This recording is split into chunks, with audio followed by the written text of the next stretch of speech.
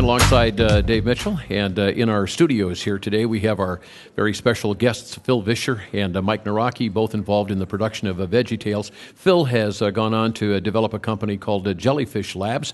They have a new product out called Why Do We Call It Christmas? And he is going to be on with Sean Hannity tomorrow night. That is correct. Yeah, at 6 p.m. I hear. 6 p.m. Yeah, and I believe it's WLS. Okay. Again, we normally don't turn people away from Moody, but right. You can turn away if you turn right back when I'm done talking. Yes, it's kind of that way if you want to be Moody friendly to us for the rest of life. And Mike, meanwhile, is not going to be on WLS, but you have a new product out called The Little Drummer Boy. Ah, yes, and this is the newest DVD from VeggieTales. Well, so we have both of you. When was the last time you sat across from a table like this? I think maybe ICRS. It was very unplanned. I was doing an interview, and then Phil snuck up behind me and jumped on another microphone. I was walking down the hall and saw Mike being Larry on the radio, and thought I should crash his party. So this was at the Christian Booksellers Yes, Convention. That's right. Booksellers Convention. Yeah. All right, very good. Well, when you were doing your characters together, I mean, we know that people who don't like actors on stage throw vegetables. What did you guys throw at each other? So quips, mostly. Just whoever had the quickest mind at the time. Yes. Yeah. Okay. So did you enjoy each other apart from VeggieTales work? No, we always hated each other. It was a deep, seated, long. You could only go so far sometimes in business. Well, we were roommates when I first started kicking around on the idea. We were roommates, and starting doing puppets in college together. Way back in 84 during World War II. 1984. Yeah. Well, so we were in the Marine Puppet Corps together. We helped defeat the Japanese. Now, Mike, when he was talking about this idea, did it immediately germinate with you, or did you have to think so to speak, germinate? Yeah, right. Yeah. Clever. I remember the first time I realized, this I could see this really working. I remember Phil had. It was about a year ago. Yeah, it was about a year ago. It suddenly dawned on me. Hey. Yeah. But not have to do medical school after all. Yeah, I was actually Phil plucked me out of medical school to do this, but I hadn't gotten there yet. I was pre-med. It's a parallel career. Yeah, exactly. But I remember we were renting space at the Sun-Times building at the time, which I believe is no longer there. Yes, it's gone. Yeah, and you had modeled Trump Tower. Yeah, you had modeled what became eventually Junior Asparagus' bedroom on the computer and had lit it. And I just remember sitting there looking at it, just thinking, wow, this is just so fascinating to look at, because computer animation was just so new. And just looking at that image and imagining a story taking place in that world was really exciting to me. And I thought, wow, this could really work. It just might work. That's right. So are you more of the techie in this whole thing? Yeah, I was the computer guy. I was the computer animator. I mean, he was doing audio and video editing at the time. We were working together in video production. Okay. Which I kind of pulled him into as a way to pay for pre-med initially. Right. And so when we started working on the first Veggie, he wasn't an animator, so I hired two guys. One guy from the Art Institute of Chicago named Robert Ellis. Another guy named Chris Olson from the University of Illinois, who just graduated with a lot of computer experience. So they came in, and we did the animation. Mike kept his day job because I didn't have any money to pay him, so he was working at a video production house and came in at night to do the audio work and kind of help in any way he could. Editorial and yeah. That's so where'd you get the money to pay the animators if you didn't have money to pay him? You hiding out on him there? Don't bring that up. No, it was actually, I didn't have any money to do it at all. And I tried to pitch Christian publishing companies, and they just didn't give me the time of day.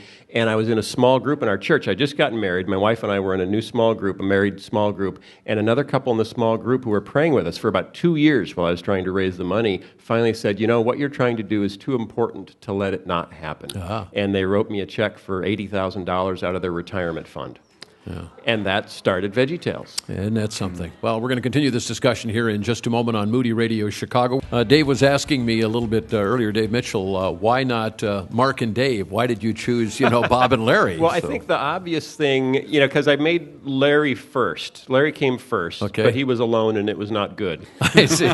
So, and like Mike said earlier, he was tall and skinny, so I thought, okay, let's do complementary shapes. And why not complementary colors? Oh, it would be a tomato. And so the obvious thing in the world of cartooniness would be, Tommy the tomato and Kooky the cucumber. And I thought that is just not what I want to do. So I want regular names, just regular Joe names. My stepdad's name was Bob, and he was a well and pump man. So he had these blue work shirts with Bob embroidered. And I just thought, that is just so regular. Right. So, okay, it's Bob the tomato, and what's another? And I actually have a piece of paper with a list of very regular Joe names on it. Yeah. And Larry is circled for the cucumber. I see. So they were, like... And tomatoes and cucumbers are the most common vegetables as well. So, just very regular types of vegetables with very regular names. Yeah. But you don't have anything against corn. I have a great deal against... Some of my best friends are corn. Corn, I couldn't make corn. It had too much geometry to it. But, corn on the cob. Now, if you do just one, you could do just one, but Bob and Larry could step on it. but going back to your World War II thing, you could have had Colonel Corn. So anyway, let's go on to the. We do have a rock band of corn named Shucks. Shucks. Yeah. Okay, so how about the personalities of these? I mean, do you have to kind of think in your mind what kind of personality would this cucumber have? Well, I think the Yes. personalities came quite organically. Boy, this is just full of vegetable puns, isn't it? Organically. Yes. Yeah. But Phil and I had done puppets together for years Before we got kicked out of Bible college. and so we actually just had that rapport of the puppet characters that we did. And with Bob and Larry, we wanted to kind of have them as extensions of our own personalities and our own friendship. So there's a lot of Larry that is a lot of me, and a lot of Bob that's Phil. And so as the characters spoke to each other, we were kind of drawing on that on the way that we related as friends to how Bob and Larry spoke to each other. So it was easy to see how they would communicate. Okay, so now from both of you, not at the same time, what kind of women would marry you? I mean, what was your wife looking for here, thinking about that? Mike, why don't you go first? Wow, what kind of women? I met my wife Lisa actually the very year we came out with the very first show. Okay, she was actually finishing up her master's degree, so in education. She's a teacher, and she would come to the small office space that we were renting out. I came in at night after my day job, and she would study. She was finishing up some thing that she was doing at school, and I would work on VeggieTales. And it was very, she had really no idea what it was. Just like, okay, well, I like you, and you're working on these vegetable things. That's really nice. But I want you to be a doctor. That's what I really want you to do. Yes, your online profile said you were in pre-med. Exactly. But she's a native Spanish speaker, and I remember those early years. The tenants above our space that we rented were Spanish speaking, and so she was able to help us out in those early years because we actually there was food that used to fall through the floorboards because it's a funny story. Okay, we're in it's in a building with the second floor, north side of Chicago. Second floor is all apartments. No one speaks English on the second floor, all Spanish. The landlord only speaks Korean. Our tiny little office is in between a Spanish grocery store and a comic book shop. Can they hear you doing these characters? Because they must have thought you were the weirdest people on the We could planet. certainly hear the video games. Oh, my goodness. Because it was like all hours of the night, Yeah. beep, beep, beep, beep, while we're animating. So we noticed that there was a hole in the ceiling. Had no idea what it was about until I was sitting there with one of the animators. I think it was Chris Olson and I were sitting there one night about 11 o'clock at night, and we hear something fall on the floor. And we look over, and it's a half-eaten taco. And my first thought was, it's manna from heaven. Right. My second thought was, half-eaten manna. Is God Mexican? But I mean, that was what it was. You hear the garage band stories. It was lit. So then one day they apparently were cleaning up upstairs and poured a bucket of mop water down the hole, and it landed on my desk. And that was the point where we had to have Mike's wife Lisa translate into Spanish "No mas agua in the hole." Right. And Go pass it upstairs. Isn't that when you came up with Noah's umbrella, too, at the same time? Oh, yes. The same time 10 years later. Right. Okay, very good. Now, how about your wife? My wife is also named Lisa, and we met at my great-grandfather's Bible conference in northwest Iowa. When she sat down in the pew in front of me, her head hit my knee that was propped up on the pew, and she turned around and said something sarcastic. And I thought, sarcastic girls at Bible conferences, that's unusual.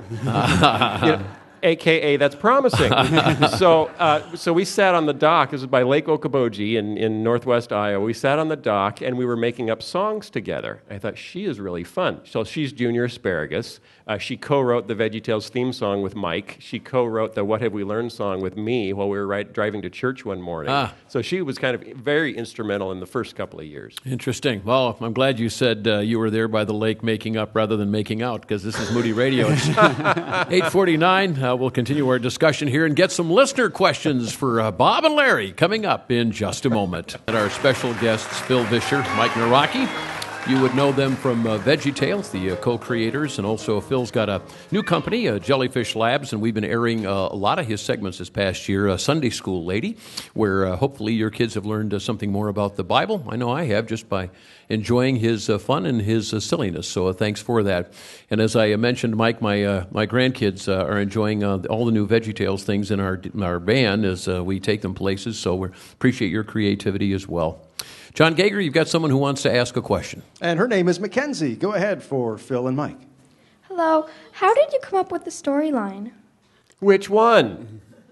The first one? Yes. The first one was Where's God When I'm Scared? And I think it was me trying to raise money.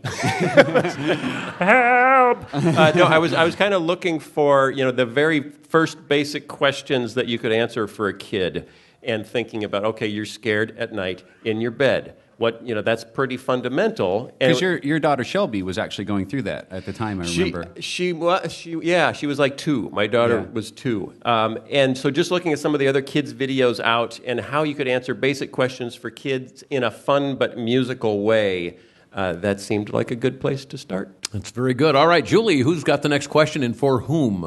Well, I have a brother and sister here from Mundelein, Timothy, and Melody. Melody, why don't you go first? Mr. Phil Vicsher, how do you sound like Buck Denver?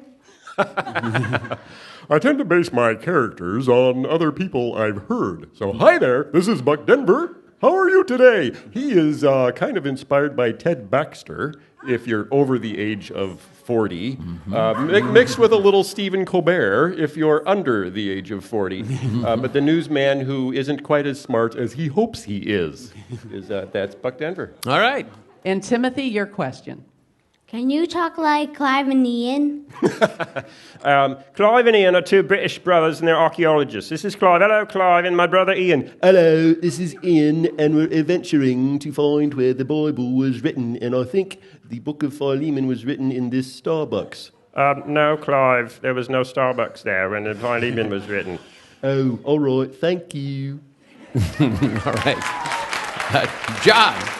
We're here with Christine, who has a question for both Phil and Mike. Well, speaking of your first video, with the classic God is Bigger Than the Boogeyman, and I Love My Lips, the Buffalo song, and all those. What's your musical background for all this great music? Well, none really. Juilliard. Mike was at Juilliard. Julienne. It was actually for vegetables. It was Julie's Yard, wasn't it? That she was in? But actually, we're very fortunate to have worked with a man named Kurt Heineke all these years. Kurt was actually was the director of music at the church we attended at the time, Park Community Church in downtown Chicago. And thanks for the microphone.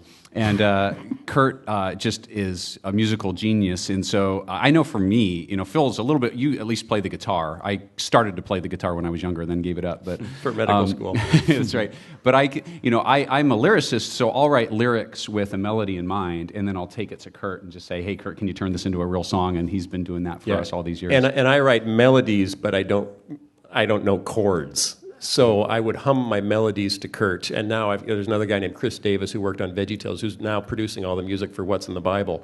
And so I'll record them on my iPhone, literally, and email them to someone to say, "Turn this into a song!" Stat. Yeah. And they do. And they do. They come back, and I think, wow, I'm brilliant. And the great thing, too, is it really kind of builds on itself because, with Kurt, I'll pitch him an idea, and he'll come back with a musical idea, which it will then spur a different lyrical idea, and then the songs will take shape like that. So it's really a great process. Highly collaborative. Later today, we're going to have a lunch session, and we've asked Mike to stick around in town today because we only have him in town for one day, and he's going to talk a little bit about that creative process. Maybe we'll get to hear a little bit more about that. So, well, we're going to get an update from our morning team and then continue our conversation here with Phil Vicsher and Mike Nawrocki in just a moment. To hurry along here, got about 3 minutes left in our broadcast, but Julie, who has another question for our guests, Phil and Mike? I have my girlfriend Ellen's son Matthew from Mundelein, and Matthew, you have a question for Phil Vicsher? Yeah. How many different people do voices, and how do you decide who does them? Ooh, well, with VeggieTales, we didn't know anyone else who did voices, so at the beginning we just did all of them, and then eventually we kind of ran out, and we also figured that neither of us could do women very well, so we especially needed to find women who could do voices. Yeah, Madame Blueberry, I think, was maybe one of our first. Yep. Madame Blueberry. Oh, no, not working. We need. Do they have any real women? Where do we find real women? And with what's in the Bible, I'm doing all the puppets, so I'm just doing them all because I'm crazy. Yeah. Well, bless your heart for it. Okay, John, how about it? One last quick one here. Virginia is 9. She's from Elgin, and she has a question for Phil. How did you come up with using vegetables for characters? I first tried a candy bar. I animated a candy bar character, and I just got married, and my wife walked by and saw it on the computer and said, moms are going to be mad at you if you make your kids fall in love with candy bars. And I thought, good heavens, she's right. What would moms not be mad about their kids falling in love with? And the next thing that popped into my head was a cucumber. And I made a cucumber shape, took the face off the candy bar, put him on the cucumber, and Larry the Cucumber was born. And there you have it. All right. Well, I have one more question for Mike. We only have about a minute, and this may be hard for you to do, but, you went through that very difficult season with the VeggieTales company. Mm-hmm. And so now, Phil steps out, but he talked about how his life changed and how God had something to say to him in that season. How about for you?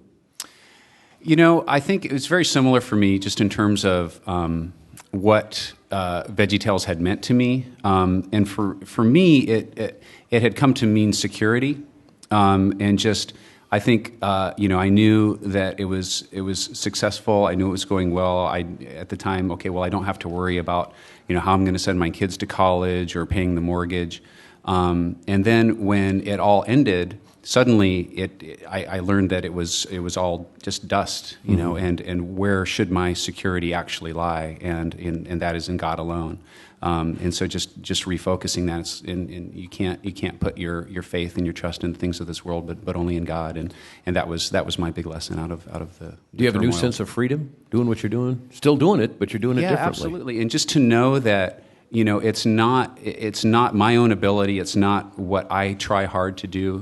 God has allowed us to continue despite all the opportunities there were to mess things up. And He's in charge, and I can just rest in knowing that God is in control. I remember during the bankruptcy. Twyla Paris sings a song called "God Is in Control." I remember that coming on the radio and just sitting in my car and crying and just thinking, yes, that's all I can rest on. Well, you've delighted thousands and thousands and hundreds of thousands of kids with these productions, and may they continue both with Sunday School Lady and all your work doing, Phil. And thank you very much. Thanks for coming over and having some fun with us today. You've made our people here very, very happy. You're very welcome. Mike Nawrocki, thank you as well. And God bless you. I want to say thanks also to Chris Seagard for engineering for us today, Tim Svoboda for all the work you did behind the scenes, Sean Gager, Julie Royce for coming out and being a part of our morning ride as well today. Thank you very, very much. Goodbye. Goodbye. See you later. Do remember this good day is a gift from God. Let's live like we believe it.